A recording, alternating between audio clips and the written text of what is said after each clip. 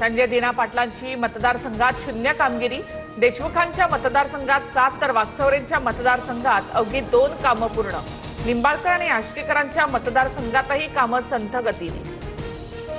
निधीची मुदत 5 वर्षांची असते। मुदतीनंतरही निधी शिल्लक राहिल्यास ते खासदारांचं अपयश। 2019 ते 2024 दरम्यान मला मिळालेल्या निधीमध्ये 1 पैसाही अखर्चित नाही। आरोपांवर ओमराजे निंबाळकरांची स्पष्टोक्ती। माझ्या वक्तव्याचा अर्थ बाळासाहेबांचा अपमान करण्याचा नव्हता। मी उद्धव ठाकरेंविषयी बोललो। बाळासाहेबांविषयीच्या वक्तव्यावर किरण पावसकर यांचं स्पष्टीकरण। बाळासाहेब आमचं दैवत, त्यांचा अनादर कोणीच करू शकत नाही। पावसकरांनी देखील पत्रकार परिषदेत स्पष्टीकरण दिलं। उपमुख्यमंत्री एकनाथ शिंदेंची प्रतिक्रिया।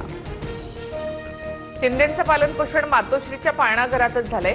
किरण पावसकरांच्या वक्तव्यावर संजय राऊतांचा संताप। मला सांभाळलं, पोरांना सांभाळा, हे काय पाळणाघर आहे का? पावसकरांकडनं बाळासाहेबांच्या आव्हानाची खिल्ली। किरण पावसकरांना बाळासाहेबांबद्दल बोलताना लाज वाटली पाहिजे। शिंदेंनी पावसकरांना लाथ मारून हाकलून दिलं पाहिजे। अंबादास दानवे आक्रमक। सुनील प्रभूंकडून देखील पावसकरांच्या वक्तव्याचा निषेध।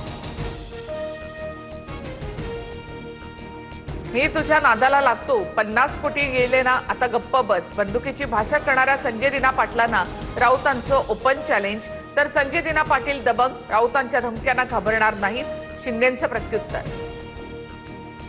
संजय राऊतांच्या वागणुकीमुळे सगळे पक्ष सोडून चाललेत।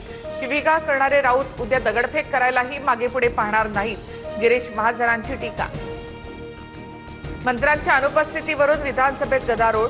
एकनाथ शिंदे उत्तर द्यायला घाबरतात। मंत्रीच गैरहजर, जनतेचे प्रश्न कसे सुटणार? आदित्य ठाकरेंची टीका। विधानसभाध्यक्ष मंत्र्यांच्या गैरहजेरीवरून खोटी माहिती देतात। विरोधकांचा आरोप। कोण होतास तू, काय झालास तू? उपमुख्यमंत्री शिंदेंचा आदित्य ठाकरे यांना टोला। विरोधकांचं मानसिक संतुलन बिघडलंय, यापुढे आणखी झटके देणार। पक्षफुटीवरून देखील निशाणा। पद्मविभूषण आशा भोसलेंच्या निधनावरील शोकप्रस्तावावर बोलताना विधानसभा अध्यक्ष दीनानाथ ऐवजी दीनदयाल म्हणाल्याने वाद। नार्वेकरांकडनं मराठी भाषेची चिरफाड। राज ठाकरे यांचा संताप।